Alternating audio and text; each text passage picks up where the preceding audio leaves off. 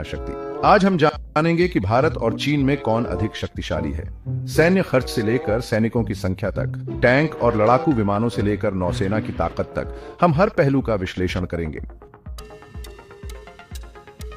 चीन हर साल अपनी सेना पर लगभग 230 अरब डॉलर खर्च करता है, जबकि भारत अपनी सुरक्षा पर लगभग 67 अरब डॉलर खर्च करता है। क्या अधिक खर्च करने का मतलब है अधिक ताकतवर होना, या फिर भारत अपने सीमित संसाधनों का बेहतर इस्तेमाल कर रहा है? भारतीय सशस्त्र बलों में एक्टिव सैनिकों की कुल संख्या 14,55,550 है, जबकि चीनी सेना में 20,35,300 एक्टिव सैनिक हैं। लेकिन क्या सिर्फ संख्या ही महत्वपूर्ण है? क्या भारतीय सैनिकों का जोश और जुनून चीनी सेना के लिए खतरा नहीं है?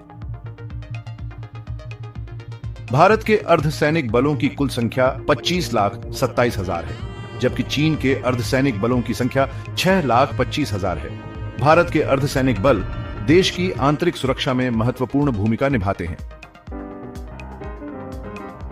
जमीनी युद्ध में टैंक महत्वपूर्ण भूमिका निभाते हैं। भारतीय सेना के पास 4,201 टैंक हैं, जबकि चीनी सेना के पास 6,800 टैंक हैं। भारतीय सेना के पास T-90 और अर्जुन जैसे आधुनिक टैंक हैं, जो किसी भी चुनौती का सामना करने में सक्षम है। भारतीय वायुसेना में लड़ाकू विमानों की संख्या 513 है, जबकि चीनी वायुसेना में 1,212 लड़ाकू विमान हैं। भारतीय वायुसेना के पास राफेल, सुखोई और मिराज जैसे आधुनिक लड़ाकू विमान हैं, जो दुनिया की किसी भी वायुसेना को टक्कर दे सकते हैं। भारतीय नौसेना की फ्लीट स्ट्रेंथ 293 है, जबकि चीनी नौसेना की फ्लीट स्ट्रेंथ 754 है। हमारे पास विमान वाहक पोत, पनडुब्बियां और विध्वंसक जैसे शक्तिशाली जहाज हैं, जो किसी भी खतरे का सामना करने में सक्षम हैं। पनडुब्बियां किसी भी नौसेना की ताकत का एक महत्वपूर्ण हिस्सा होती हैं। भारतीय नौसेना के पास 18 पनडुब्बियां हैं, जबकि चीनी नौसेना के पास 61 पनडुब्बियां हैं। चीन अपनी पनडुब्बी बेड़े का तेजी से विस्तार कर रहा है, जो भारत के लिए चिंता का विषय है।